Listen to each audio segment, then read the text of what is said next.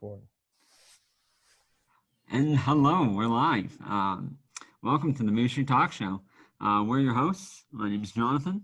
And my name's Esmond. And today, sadly, Garrett couldn't make it, but we got a great episode for you today. We're going to talk about some coronavirus, because that's the hot topic of today. It's spreading everywhere. Definitely. Hopefully, like this podcast, And then if we got some time, we're going to be talking about Fallout Ultimate Knockout. Then it will end us off with esports. So I hope you guys enjoy today's podcast and do like, rate, and subscribe. Wow, we're going to do that so early. Yeah. Shameful. All right. But we'll do it again. So don't worry. Yeah, I know. Shameless self-promoting. That's like. Yeah. So, anyways, so let's start today's topic off. Coronavirus. What's your opinion on coronavirus right now, John? Or maybe we'll start with the stats of the coronavirus. So today's total cases is 27 million cases. Recovery rate is 18 mil, and death 881K. That's some big numbers there, isn't that, John? Yeah, it's pretty huge. That's nuts. I don't know, but it also makes me wonder about where other diseases have are at currently, and if you put that in perspective, if we're at 27 mil now, in 6 months, and other diseases are I haven't looked up other diseases on their number of cases, which it'd be interesting to kind of compare, about where other, for example, what's AIDS at, what did Ebola have, or SARS, compare those, But I'm surprised. The point is, I'm pretty surprised about the fact that, that with how good modern medicine is today, we still haven't had a decent medicine that can cure coronavirus. It feels like we're back in the 1980s where we're on ships and we're getting scurvy because we didn't have enough vitamin C in our body. Something like that, kills people. Well, I think, back then was, I think a little bit of I think back then came down more to lack of knowledge. Over today, I think there's a lot more into it, when it comes to, the cure to coronavirus. Not saying, it's easy to find the cure, but I think politics probably plays a large part into this, probably a lot more than we want to believe or are allowed to believe in today's society, for example, I heard, this is only conspiracy, who knows if it's true, people like to make shit up that sound real for fun, but so the conspiracy basically goes that, in 2012, there was a health company that created a patent for, I wouldn't say today's coronavirus, but for the strain of corona, right? And they made it in 2012, and they made a patent for that to make, I guess, the cure for, no, I wouldn't say that, because there's other strains of corona.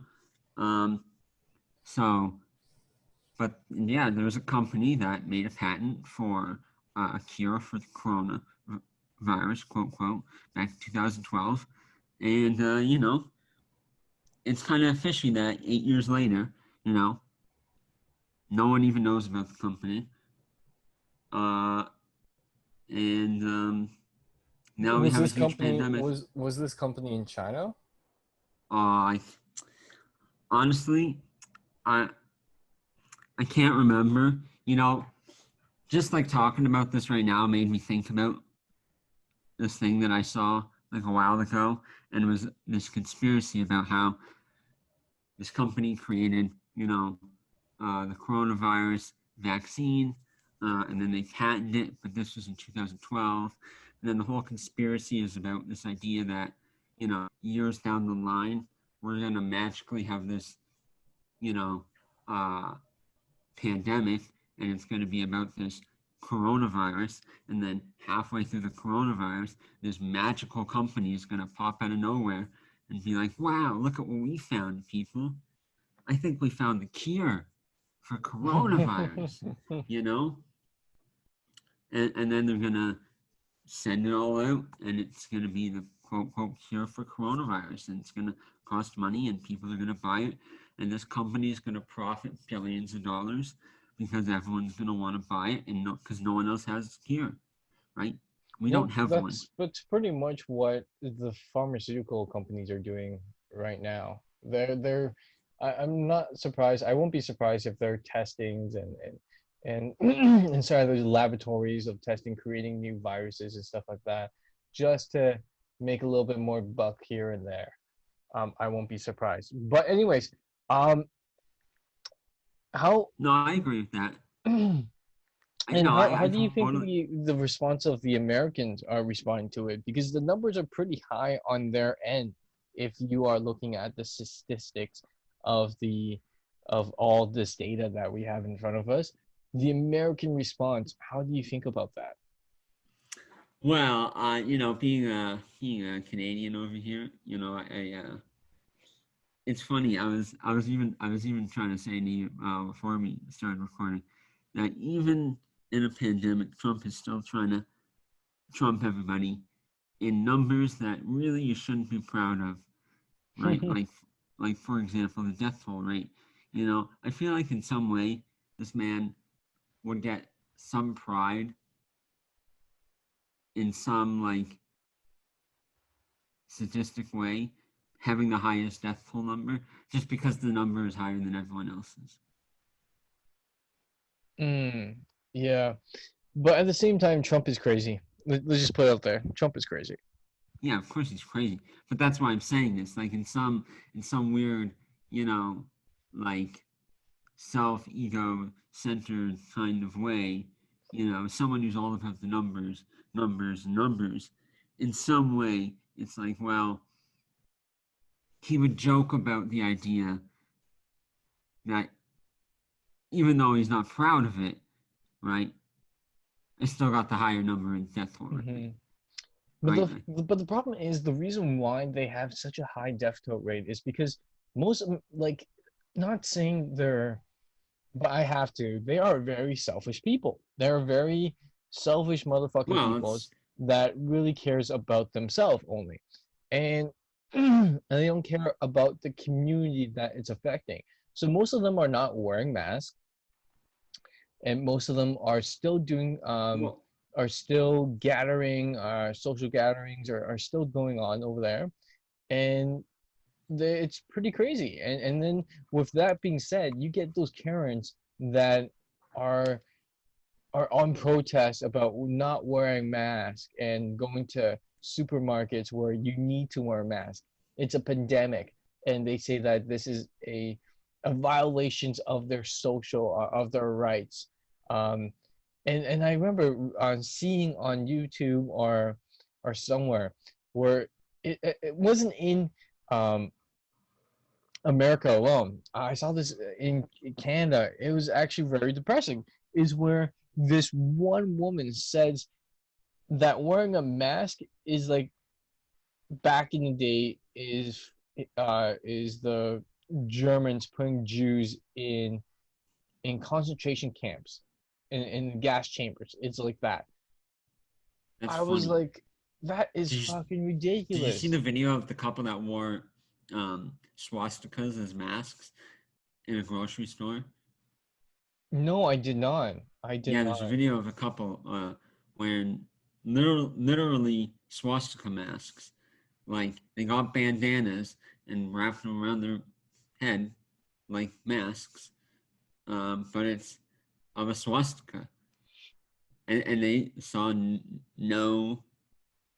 They interpreted just like you were kind of saying it, like if we're gonna wear a mask, then that's like going into a concentration camp.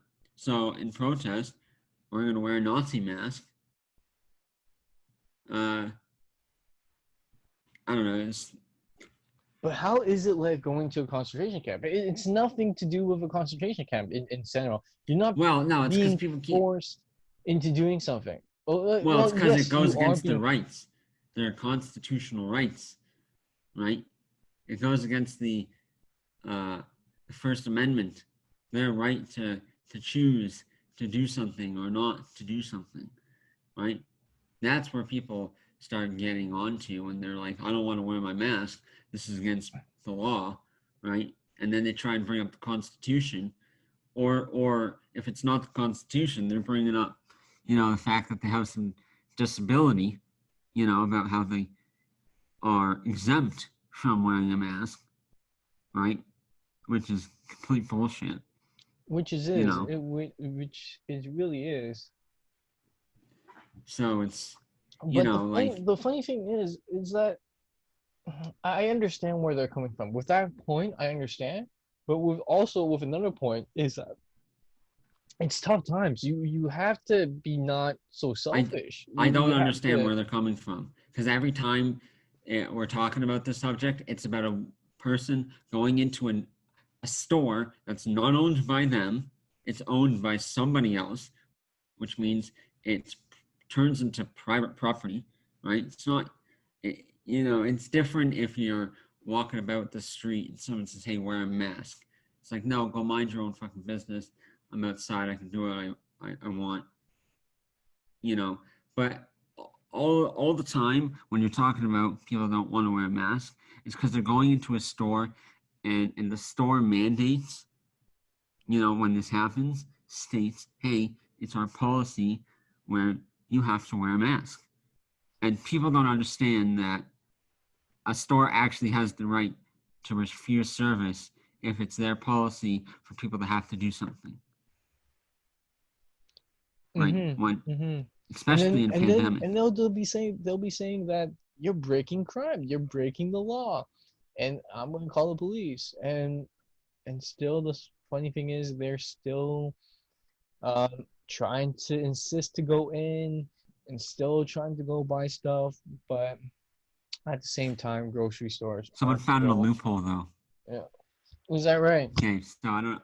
Yeah. So I don't know if this is a valid loophole, but it should. But I saw the video, and technically, it works. Like, so he walked in the store with a mask, but the mask he wore was not, what everyone would think of when wearing a mask. He wore like a kind of, the old-fashioned like robbers masks that are like black and like kind of like a raccoon mask, like Um, ski mask. like, like not really. It's like a thin, like black mask. Your eyes are open. It's like an old-fashioned, like simple. It's just a simple black mask. It's nothing fancy. It's like something you would wear if you were like a pirate, maybe, or or or burglar. You know, um, it's just a stupid little toy mask that he probably got at a costume store. But anyways, he wore it inside a Walmart or Mm-hmm. Costco or whatever store he was, and he tried to get kicked out. Well, he wasn't trying to get kicked out. They were trying to kick him out, but he didn't get kicked out because he's like, all right, well, you say I need to wear a mask. I don't understand where it says I need to wear a mask that covers my face. And the guy is trying to say, yeah, you need a proper mask. He's like, no, it says you got to cover the mask. You got to cover the face. He's like, I don't believe that. Show me. So he walks to the store, front of the store, and there's nowhere, and I've looked myself, that actually states your mask has to cover your face as long as you're wearing a mask. Yeah, there's a picture of what it should look like, But in writing, it doesn't actually state, that it has to cover your mouth. So he walked back in and he bought his item. Hmm. And look, That's pretty funny. That is and he's actually like, call pretty the funny. cops. He's like, call the cops. Like, I'm going to shop here. It doesn't state, has to cover my face. He said I have to wear a mask. I'm wearing a mask. Hmm. Smart, cheeky bastard. Yeah, so, it's kind of funny, to have some enlightenment in this, I'm not promoting you go about doing that, Oh, please don't. Please don't. We encourage people, or I encourage people to wear a mask, to protect it the covers your community. face. Yeah, at least stop spreading stuff. And let's try to get back to the normal days where we can travel again. I miss traveling. I really do. I miss going on vacation, and seeing different places. And I probably hope you guys too. So let's keep this up and wear some masks to Yeah, protect man, I us. just want to get back to comedy because of this coronavirus. Hmm. Like, Yeah. So how do you think coronavirus are affecting kids today? well, it's affecting, wouldn't you say, it's affecting everybody, like, um, I was just going to say, like, um, restaurants, entertainment, um, like, I was just going to say in comedy, there's so many people who might have just moved into full time relying on comedy. There's so many people I know that were full time in comedy relying on this. And it was Mm-hmm. like coronavirus just came and boom, took their whole livelihood away, and some of them now have kids, some of them have kids, right? And even them, it's like, well, fuck, I relied on comedy, to feed my family. Yeah, my husband um, still might be working, but it was like, we relied on two incomes. Now we're down to one income. I got two kids. You know, I know somebody with three kids trying to get into stand up, not really making it full time, but three kids doing well, I think. And I don't know, I think it's tough, mentally going around, full time doing anything. And then one day it's kind of like, hey, you guys stay home.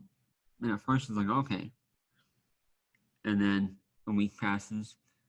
You think you're going to go back maybe in another week. Doesn't happen. Then 3 weeks, then a month, then 2 months, 3 months happen. Like I think it's extremely tough, especially for kids, right? Because kids go to school every day. And what do they do in school? They do physical activity, right? Depending on what grade they're in. Like, for example, elementary school. We went Mm-hmm. out for recess twice a day, And what did we do in recess? Let off all the steam and energy that we've been building up for, hours on end. And we let it off throughout, whatever we did. Playing, like, I don't know if you remember playing soccer, baseball. I did remember playing soccer baseball. It was a very fun game. Um, it was Right. very fun and easy to play with. Play. Well, like, that was such a classic elementary school game. We're just playing basketball or whatever shenanigans we did, you know, um, breaking a window, lighting grass on fire, like whatever it is, we let off our steam. Um, and nowadays, kids can't really do that. They can't see their friends, they can't hang out. Sure, they can play video games, and sure, that's fun. But like, there's so many kids who don't play video games, you know? There's so many kids who don't, who rely on social interaction, Mm-hmm. you know? And as much as, we think kids would be fine, it's like, oh, they don't have to go to school. Wow, that's probably amazing for kids. It's like, yeah, but at the same time, it's not like summer or how it used to be because they can't go see their friends. They can't go hang out with Jimmy down the street. They can't go hang out behind their local stores and find stuff and find this and that. And, high schoolers, they can't hang out and, you know, go to parties and, you know, meet friends and, do things that we used to do, Mm-hmm. you know?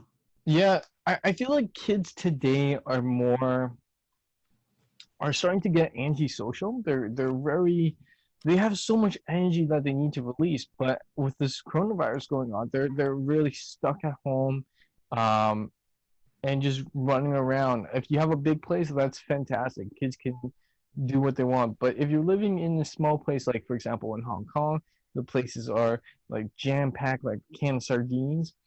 Um, it's hard for kids to release their energy, and it's and also at the same time, you kids needs to interact with other kids to know um what is the society like. It's they need to be able to build from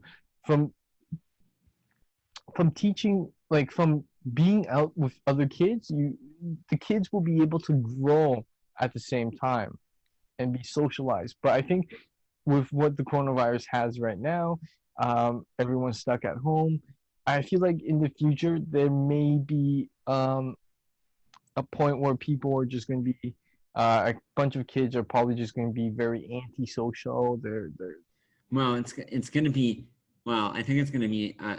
It's funny. It's gonna be a cliche. It's gonna be an antisocial social club because, like, I've seen T-shirts. By the way, I know there's some company or something that's called the antisocial social club. I don't actually know what it's about, but I've seen T-shirts with that label on it.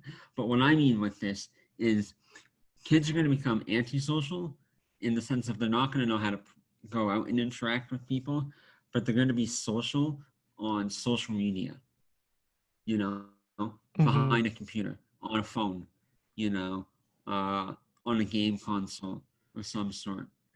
And it's gonna be a different type of social interaction. Like, for example, TV now, you know, no one thinks about actually watching TV anymore. They think about watching Netflix or YouTube, or people nowadays watch streamers, you know. Um, mm-hmm, and streaming is becoming a new thing where, people are interacting with thousands of different people, but really aren't interacting with anybody. You know what I mean? Like they're behind a computer, and like, yeah, there's tons of people that have, maybe 10 people or 100 people or 10,000 people, you know. Like that's what I mean by antisocial social club. Like, so like I watch a few people, uh, and one guy has about 60,000 people, up to 75,000 people watching it, mm-hmm. and then the other two have like 3 to 4,000, up to 10, both of them. Um, and that's a lot of people watching, right? And they're Mm-hmm. very social people, right? It's a huge thing that people are, tuning into. But it's the other side, and it's like, okay, but it's like, yeah, there's 10,000 people watching them, but it's like, are they really sociable people on the other end? Yeah, makes sense. It makes sense. I guess. You know, Mm-hmm. well, one guy has a character, right? Like it made me think about this the other. Like I was watching on YouTube. Um, his name is Doctor Disrespect. Huge YouTube, huge YouTuber now. Used to be on Twitch. Now he's on YouTube. And yeah, it's the guy who makes like 50 to 75,000 viewers on his streams. But he was on this podcast, H3H3, um, or he, if anyone is an old timer. Um, anyways, he was on it, and they were talking about how Doctor Disrespect plays a character, right? Like he on his stream, that's not actually him. Like you can tell he's wearing a wig, right? He wears sunglasses and he has this like kind of rogue, like um, what's that old TV show? And they had like cartoon characters and army men that you could buy. And I can't remember the name, and it's going to bug the fuck out of me because I had a movie. Toy Story? As well.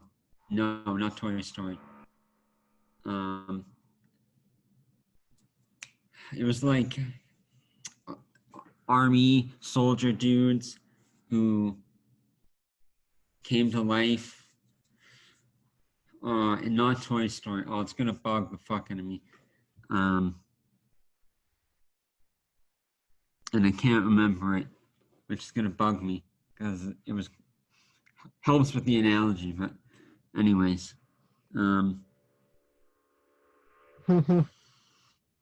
yeah, it's gonna bug. Oh, this is actually gonna bug me for a long time. But anyways, it doesn't matter, you know. So I don't know. I'm just saying. I don't know. I kind of lost my train of thought just thinking about this. It's actually gonna G.I. Joe. I think. I think is what it's called. Because I used to have one. I had 2 of them growing up, which is why it's gonna bug me. Only G.I. Joe. They did make a movie. G.I. Joe.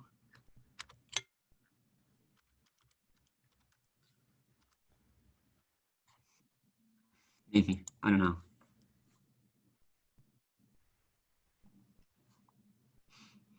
Yeah, I don't know. I can't remember. And it's funny because like I'm gonna remember after the podcast. But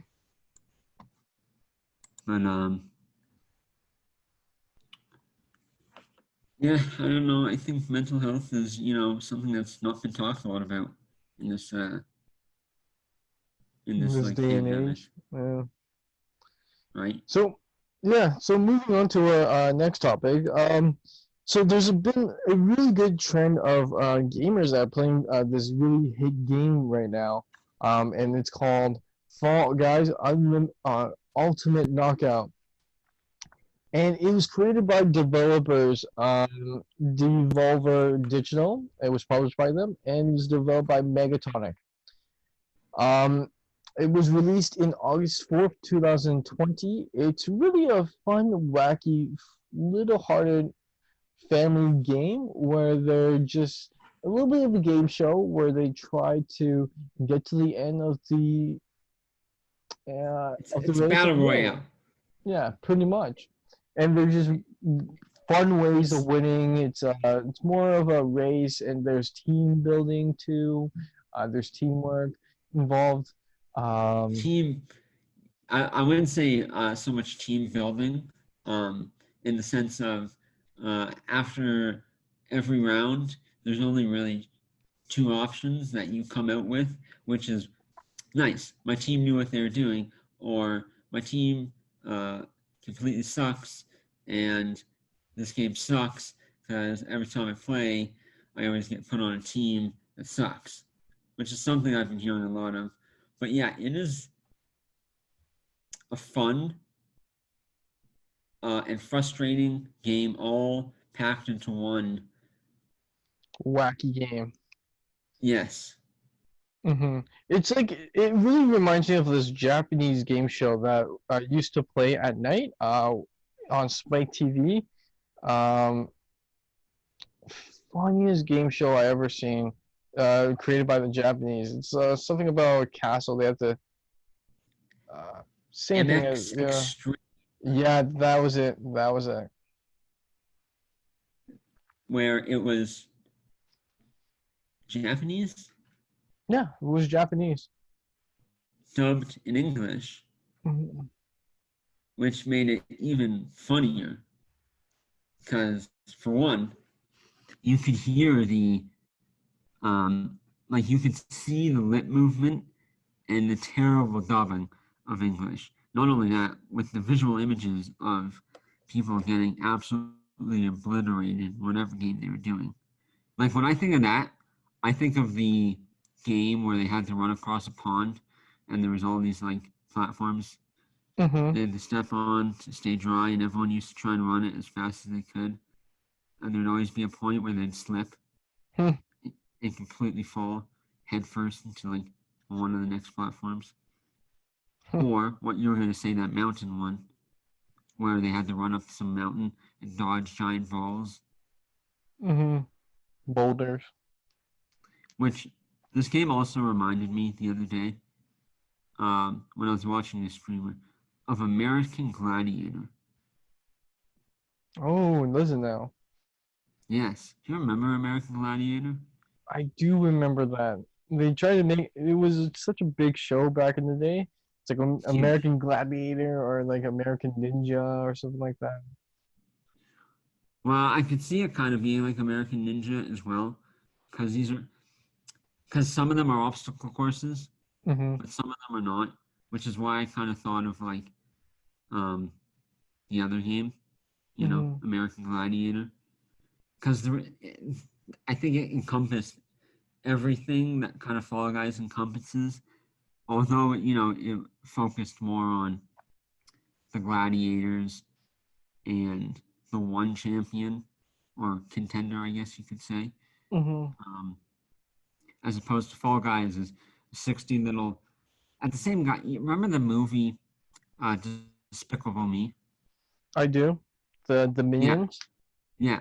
It's basically a 16 minion man race, essentially, or team, or whatever. Some of them are races, some of them are teams. Um, and it's basically that battle royale style. Last one survive wins. Mm-hmm. It's like kind of like Mario Party. There's different types of games to knock out a different amount of people, and then like you have like maybe 4 or 5 races left, and then you get a championship race where you try to get the crown. Mm-hmm. Yeah, Mm-hmm. there's 5 rounds of just pure. Some are RNG, I think. You know, like for example, you know, the other day I was playing, things were going fine, no complaints. You know, I was doing this round that me and you have done, where you're on a platform and obstacles come. You got to dodge the obstacles, um, and the objective is to not get hit by the obstacles and fall off. Mm-hmm. And I was doing fine, and one obstacle came where you have to jump, and I jumped, and right as I jumped, someone grabbed me, and I fell. And the obstacle just kind of pushed me away, and my guy never got up, and I died. And I was the last guy for the round. And I was like, wow, so shiesty. Like, so shiesty, you know? Like that one round is something I don't really fail on. I've only died twice out of all the games I've played. I've always succeeded in that. I find it a very easy round. And this guy shafted me. I jumped and he grabbed me, and I fell, and then I just Yeah, got pulled away. I know there's people that could just play this game just to troll people. Literally, Hmm. just be at the edge and they just stand there and just grab you so you fuck up your jump. Yeah, basically, it's like I can kind of understand. It's funny to see people like just like fail in this game because it's stressful because you know what position they're in. Like when they haven't succeeded and they're at the end. Mm-hmm. Like that one map where there's that giant windmill at the very end that blocks the finish line. Yeah. Okay, that one I think is one of the most shaftiest maps in the world because it's one of the most stressful. Because you think it's so easy, like, oh, all you gotta do is just wait until it goes across and then jump across. But for some reason, just that one jump is always the most stressful because you have that beam that comes around right on the platform, Right. right? And you think to yourself, oh, it's so easy, and then you just gotta jump across. But for some reason,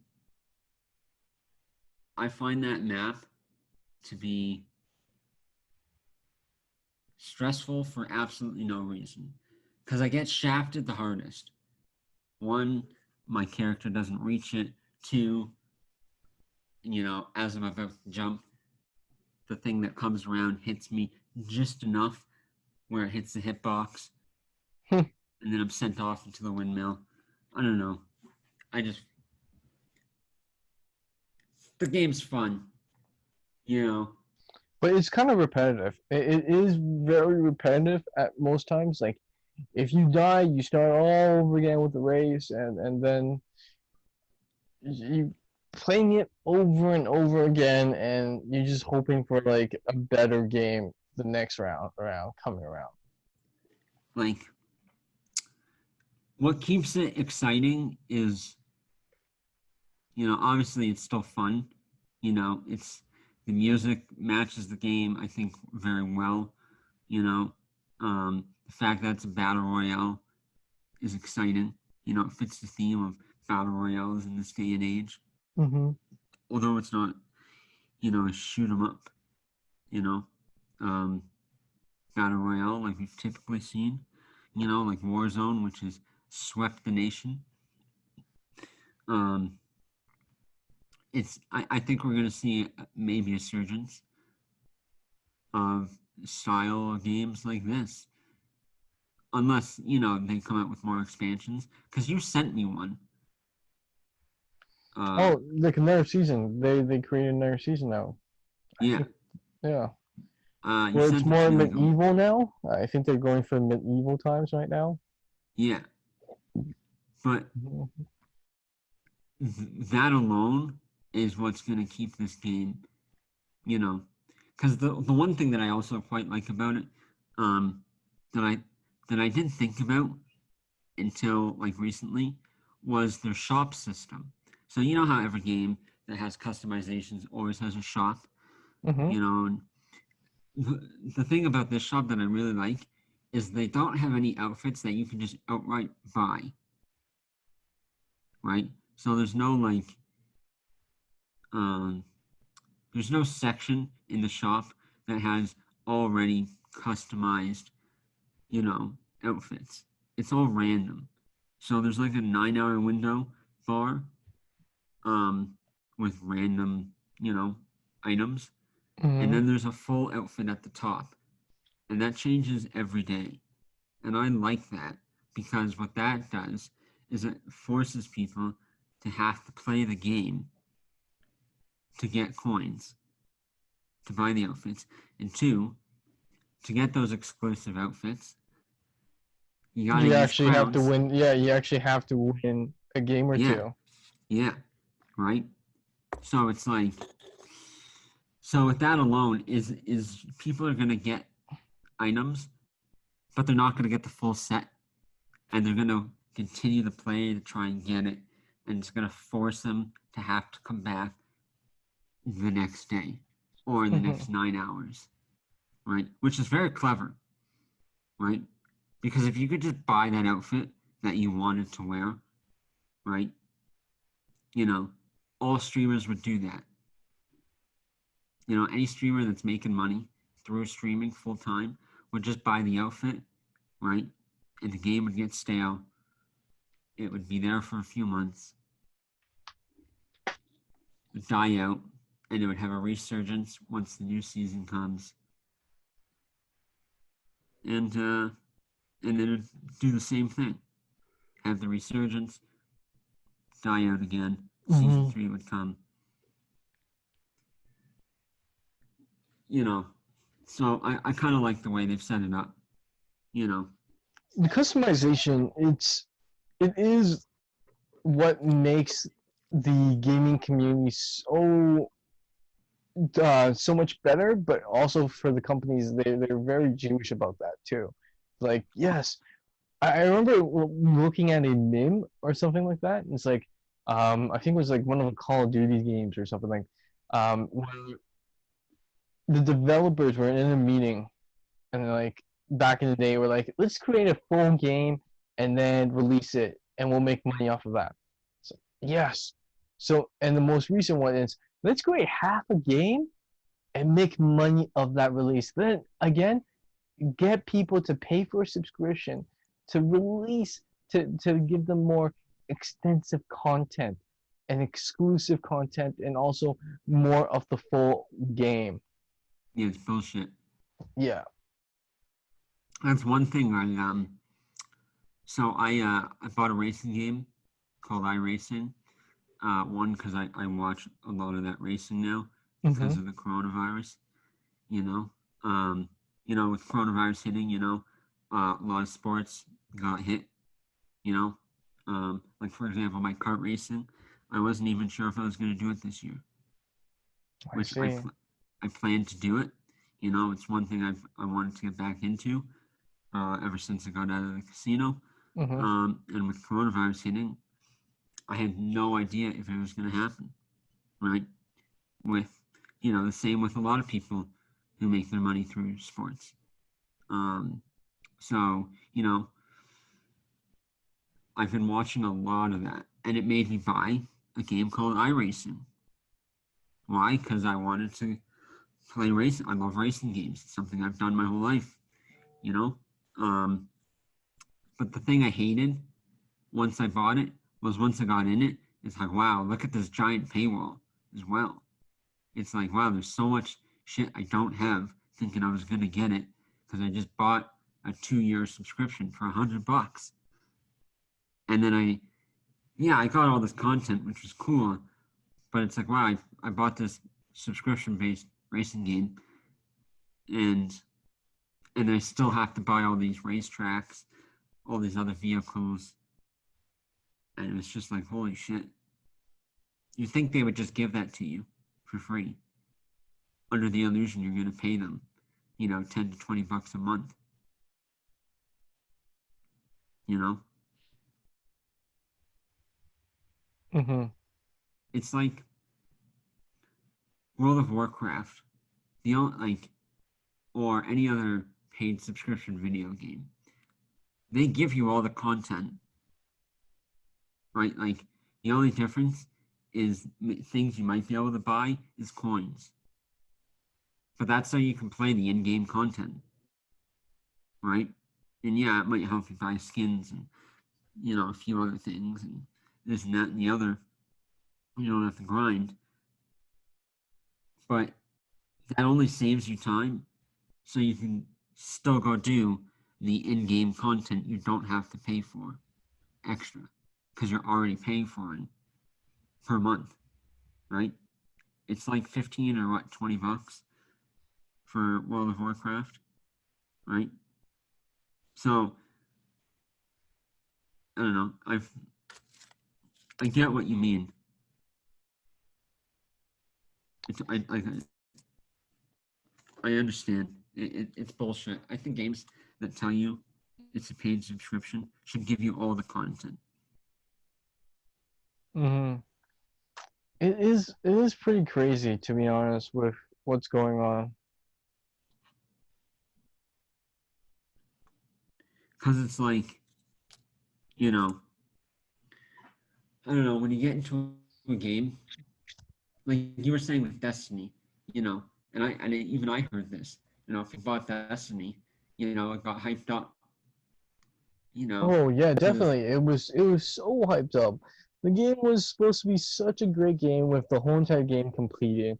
Um, but no, it was pretty much just half a game. It was just half a game, just telling you that we will call upon you when you are needed again. And Yeah, then you get like a fucking DLC. You get another DLC, which you have to pay to get to play. And then after, like, if you don't get the DLC, you are stuck with destroying that thing. You complete that mission, and that's it. And then you can repeat it again on a little bit more harder. Um, but it was so fucking ridiculous. And then you have to, and all the in-game currency, it's so expensive that you actually had to buy the expansion, the DLC, to be able to get more of the coins or the loot and farm and stuff like that. It's just it was an overhyped game where you actually just had to pay more to get more. yeah, and that's why I like games that are not a pay to play experience, Mm-hmm. you know, and that's one thing about Fall Guys. You know, they have a system where you can buy coins, but I don't even know why anyone would want to. No, but before we move on to the other topic of Fall Guys, I want to go back to Destiny. Is Destiny was a bit ridiculous at the same time. It was so hyped up. Like I thought it was going to be a fun game. I played it. I thought it was Yeah, going to be no, it's not a terrible game. hmm It's just what I was talking about is that they released like basically I what think they I consider really half a rushed it. game, They and then really rushed it. they expected people or thought people were just gonna go and buy their DLC, right? hmm They really rushed that content. Like I think they rushed it so that they need to make money because they ran out of money. Well, I never actually played Destiny, but I heard a lot about that. It felt that they just, yeah, as you were saying, rushed the content. Well, they rushed the main storyline out. They didn't really kind of they didn't like they made it seem like it was going to be this grand, elaborate kind of RPG style game, and then when you actually played it, it was like, wow, I could beat it in 3 hours. Oh yeah, it was that bad. Yeah. You know, and then they're coming out in like a few months later saying, hey, but we got this DLC for $50, right? And it unlocks like another like 20 hours of content, and it's like, wait, what? Like, so what you're telling me is you're basically releasing the content you should have released in the first From the place. original game. Yeah, you know. So, because It's people like you still play. if you remember the that one game, I think it was Halo 3, where they actually had two discs. Oh, I don't remember that. Yeah, games used to be like they have the full entire game. It's a full complete game. If they can't put it on one disc, they give you another disc to tell you to go play. They tell you to like, okay, this part of the story. Oh no, LA Noir. That's what they did. LA Noir was such a big name from Rockstar. And what they did was that if one of the part, like the first part, you're finished and all of a sudden you don't, there's no data for it, the game would just tell you, please inject disc two, please insert disc two, and then you get to play the game. It's not like that now. It's more like, hey, okay, now we have a DLC. Please come and buy it to complete the other part of the game. Fuck. Yeah, yeah, I know what you mean. It's funny that you're saying insert disc two. That's something I don't now. I don't buy PC games anymore in the sense of like with the disc. You know, everything's online now. You know, through like Mm, Steam or Epic Games or on the PS4. You know, but even if I bought a PS4 game from EV Games or something, it's only one disc. But that nostalgicness of actually remember, like for example, remember Guild Wars 2? There was two discs. We had to. It took two discs to download that game. I think I got a digital copy of that game. I didn't actually. Oh, I went in the store and bought it. I remember because I found my disc number two like a long time ago, Uh, and it just made me. I'm like, wow, Guild Wars 2. Um, but it's just like every game back in the day for PC used to be, you know, disc one and then disc two, right? And then and disc one was like the download content, right? And then disc two was your play the game, oh, I remember that. Yeah, I remember that. right? Like one hmm of the discs was your download content, and then the other disc was, hey, we need the physical disc to play the game. hmm I remember playing this one game back in the days when I was really young.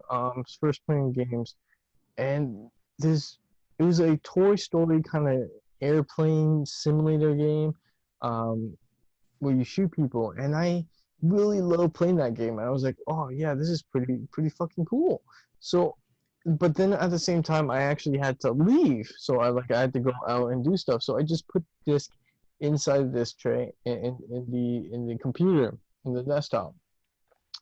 And when I came back, ejected the fucking disc, and it was fucking burnt. The disc was burnt. I'm like, what the fuck? I've Yeah, done that. never play that game again. Could never find that game again. That game was, yeah, it was lost. It was gone. Like the game was burned. I did that with a buddy, Mm-hmm. Kyle. We played Halo at my mom's house Mm-hmm. years ago, and we played it for so long, we burnt the disc. Oh, I did that with Saints Row 3. That was a fun game, and I can't play that anymore. Like I beat the game, thankfully, but the game burnt. Like the disc burnt on my Xbox. It was burnt. Yeah. Yeah. Never could play that game again. It was burnt. Yeah. I have no idea why it burnt that disc. Not any other disc I ever played, but that game got burnt. Yeah. I bet you if I looked in my my game, I'd probably still have the disc, honestly, which is kind of funny. Mm-hmm. But anyways, let's go back to our topic at hand. I think our next topic is esports. Esports. So what do you think of esports right now with the coronavirus? You did mention before that the coronavirus. I was actually watching an esports race today. It was on Facebook, actually. I was watching it. It was the Porsche Cup, like the 911 Porsche race cup.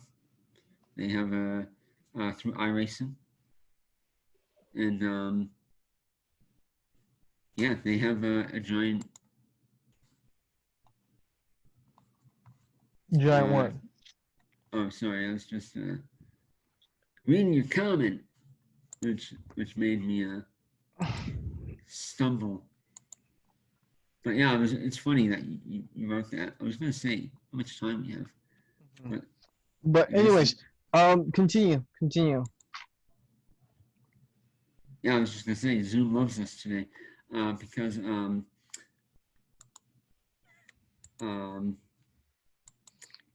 So yeah, recent event hosted online now. Yeah, I lost my train of thought. Ruined my thought there, my boy. So why don't I give you some little bit more facts about esports while John brings up his train of thoughts again. So it started in 1972 with Space Invader being the first one to host a 10,000 people event in the stadium. Was that correct? In the stadium?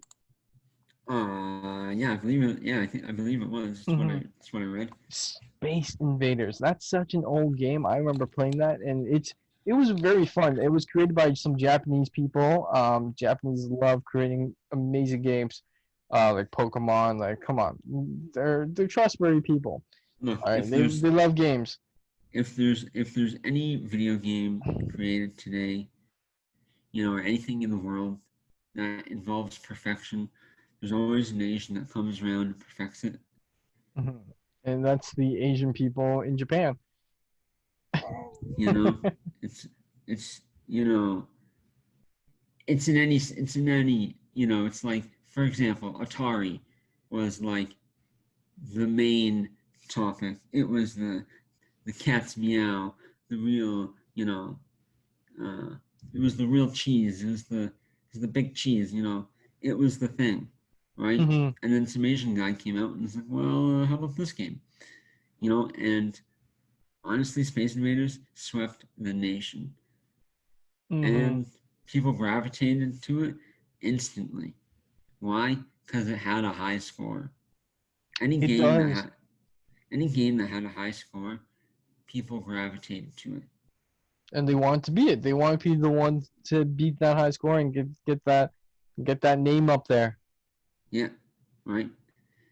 It's funny because Space Invaders and although it wasn't the first game, Donkey Kong was one of the first games that actually was technically what we consider today modded.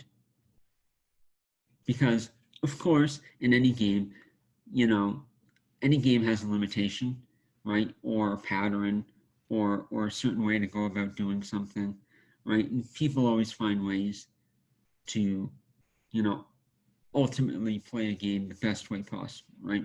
So, for example, you know, in Donkey Kong, people found patterns, they follow the patterns, and they play that way, and they try and get a high score. And sometimes people find it too easy, and they beat the game to the point where there's no challenge. And people are like, well, I want a challenge, right? Um, so, nerds, people that love video games, created a way that went onto the circuit board of Donkey Kong, and it rerouted the game to make it more challenging for people who found it not a challenge anymore. And it was like, I guess you consider one of the first mods. Donkey Kong was like one of the first games that was first modded to help revive the arcade industry in some way. Mm-hmm. It's like, you know, when you beat a game, right, and you've beat it like 3 or 4 times, but you still love the game, so you go beat it again 3 or 4 more times. But then after that, you're like, wow, this is really boring, right? I've beat it like 7 times. You know, there's a point where you just stop playing it, right? And back in the day, arcades relied on people playing their video games, right? They relied on people putting in those 25-cent quarters and playing their games. When people got bored of playing the games because it's too easy, they stopped playing them. So that's where the mods came in, right? To try and entice people to come back to the games. They threw hundreds of dollars in. So And you're then saying Donkey Kong was the first game that got modded? essentially, yeah. Interesting. Well, we'll Interesting. consider a mod today. But yeah, basically, yeah, they created a circuit board that like clicked on or latched on to the original circuit board, and that rerouted the game, I guess, and Mm-hmm. made it more difficult. Same price, just more difficult of a game. And they sold that circuit board and made tons of money. But then they got sued because the original company was like, "Hey, you're selling, I guess, a false version of our game, in a sense." So Interesting. yeah, full debacle about that. It's fascinating. Mm-hmm. If you It you know really is. if anyone's into that old timey. Mm-hmm. And I have to be honest, streaming in the esports has been very huge in this decade that we have been in.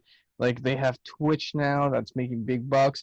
People in Twitch like Ninja, um, Well, Twitch has been around for years. It's just mhm. now like it's been around for years, you know, uh, and I think it's just getting more limelight now because you know, like before it was just Twitch, you know, and then eventually Mixer came around, you know, YouTube trying to get into that thing, and now it's Facebook as well, you know, but the ultimate, like the grand master was Twitch, you know, and yeah, now everyone's like, you know, before it was a small subculture. Now it seems like it's the new TV. Oh, definitely. It's with I don't know with coronavirus being helping it a little bit more, but it has grown tremendously more better. Like, do you watch anybody? I used to watch some person on there. Um, but other than that, don't really go on Twitch that much. But I know that people go on there, like females if they go on Twitch, and show a little bit more cleavage, they'll probably be making good money just playing shitty games.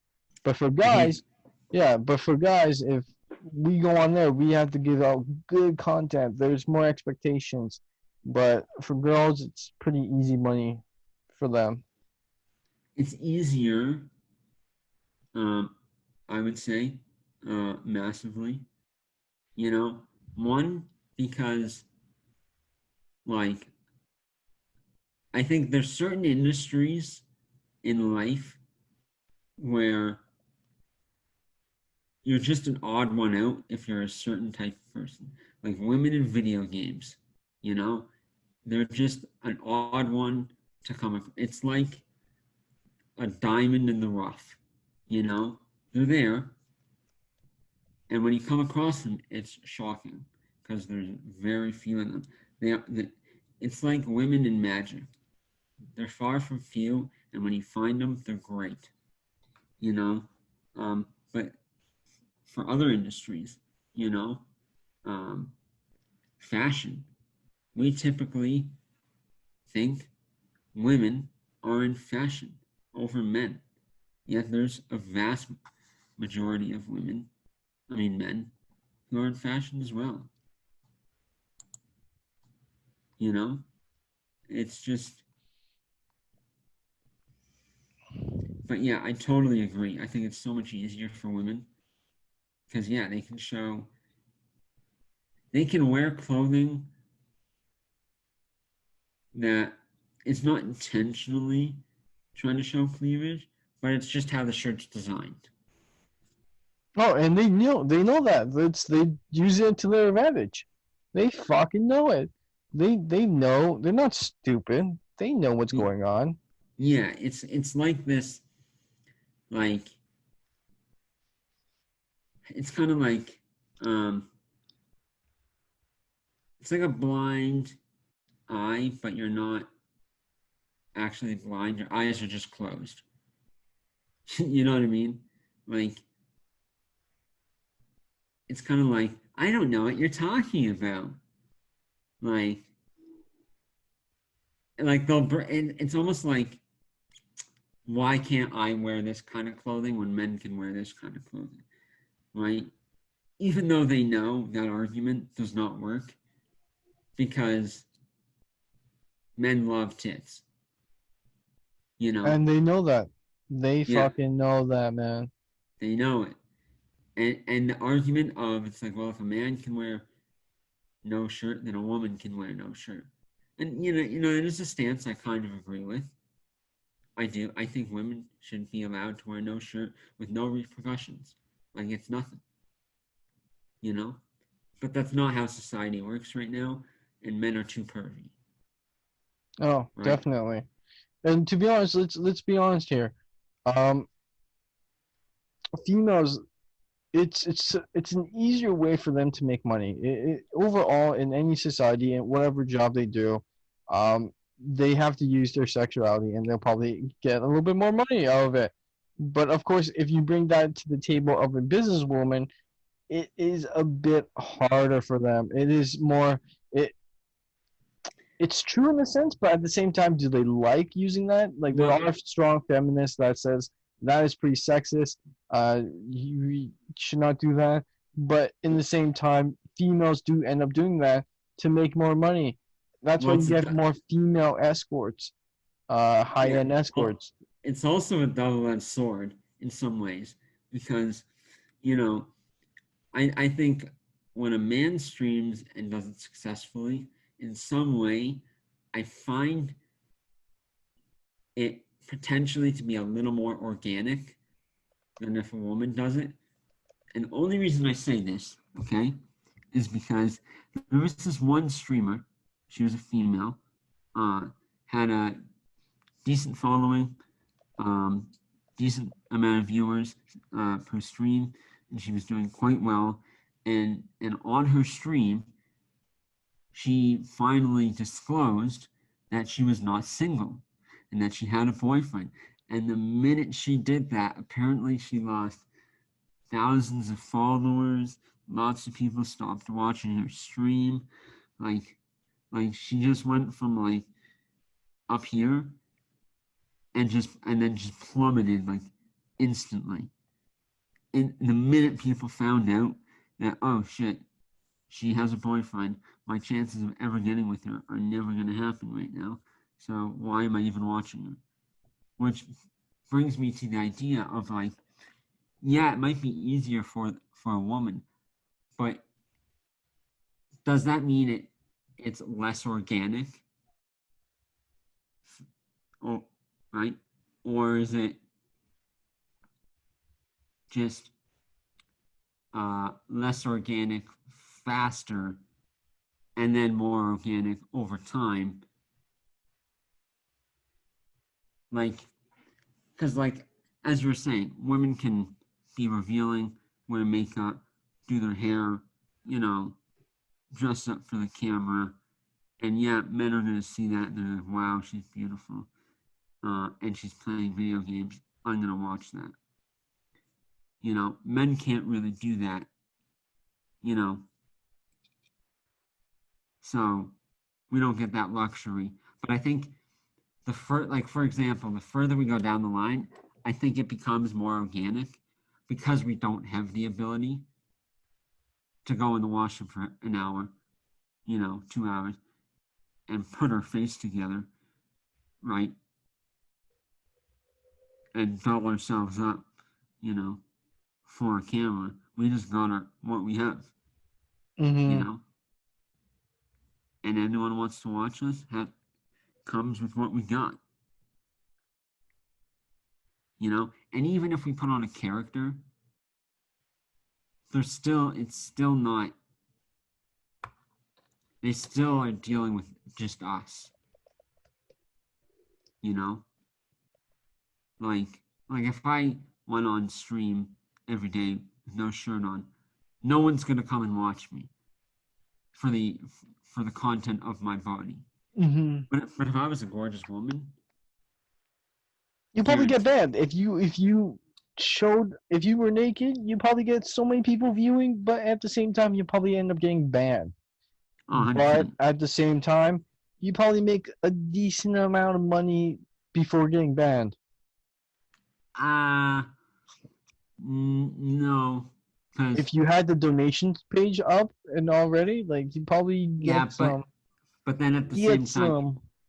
but then see, to me, I think you're looking at it more as they're a cam girl. Like I don't think it's that easy, you know. Um, I think it's still a challenge, Just because you are a woman doesn't mean it's like, oh, I can show my tits and therefore, you still gotta have content, because men can find women boring. Yeah, they're attractive, but I have watched some women streamers. I don't watch them because they're just boring, Mm-hmm. And it had that fakeness to it. It's like, wow, she's hot and she has tits, but it's like It's like one of those. It's like video games. There's this meme on the internet created by some guys that does real life video games kind of perspective. And it was really funny, and how they did it was that a girl gamer comes on and she was talking to like the NPC and asking for money, asking for like some items, and she had no money at all. Okay. So what she did was like she knew she was a girl and stuff like that. So she took a step back and opened her mic and said, "Hey, is there anyone here that has money that can give me?" And there's a huge bunch of fucking guys that comes up and just like, "Oh, fucking girl, fucking girl, fucking girl, take this, take this, take that, boom, boom, boom, take all this money, take this, take this, take this." And the girl's standing there looking like, "Look at that, look at that. I got some money. I got some money here. Ooh, now I can go buy this and that and that. Very nice. Well, thank you, boys." And those she totals off and buys her things and stuff like that. So, girls in gaming is, yeah, it's ridiculous, man. It is fucking ridiculous. They have power like none other. Buddy, in Guild Wars 2, I used to get free things solely on the idea that my character was a female character in Guild Wars 2. From other players? From other players. Right? Because, look, there is so many lonely men on the internet, in video games, in chat rooms, in... So you were a bit of a catfishing them in some sense. Look, I didn't do shit. You just play the game. I was just playing a game, you know. I was just chatting, doing my thing, you know. Because here's the thing, you know. The brilliant part is people are dumb. You know, not only that, chat is always without emotion, right? You know, when you write something short, right? Like, for example, you know, we should end soon. There's no emotion to that. You know? So, my point is it's hilarious how pathetic people can get. Mm-hmm. You know, and yeah, I got free items in Guild Wars 2 back in the day. Interesting. So yeah, speaking of which, let's end off today's broadcast. I think we covered a lot of interesting stuff. And yeah, we talked about a lot about coronavirus, Fallout guys, Ultimate Knockout, and esport. And if you have not played Fallout guys, feel free to go and get that game. It's currently still, if I remember correctly, still free right now on the PS4. So if you have a PS4, go and get that. And it's I think it's almost done though.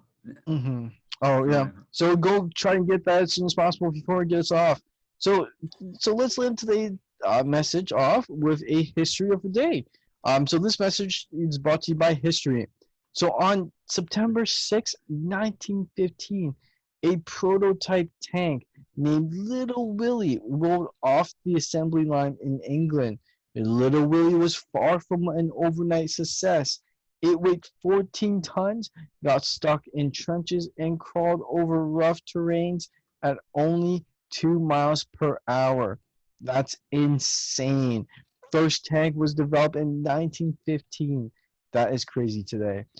So if you want to learn more about what's to histories today, go to the comments below and you'll see the link for that. So as we mentioned, my name is Esmond. I'm Jonathan. And thank you for listening to today's episode. Do also like, comment, and subscribe to our channel. And do let us know what kind of topics you like us to talk about. And we'll most likely say, fuck yes, we'll talk about that on our next broadcast. So is there anything else that you need to say, John? Yeah, go to Facebook. Go to Moo Shu Talk Show. Follow us on Facebook. And share this on Facebook. Let the world know. Yep. And share the pig. Let it be known that we are the Moo Shu Talk Show. Well, and again, thank you so much for listening and have a lovely day and see you next time on our episode 5. Peace out.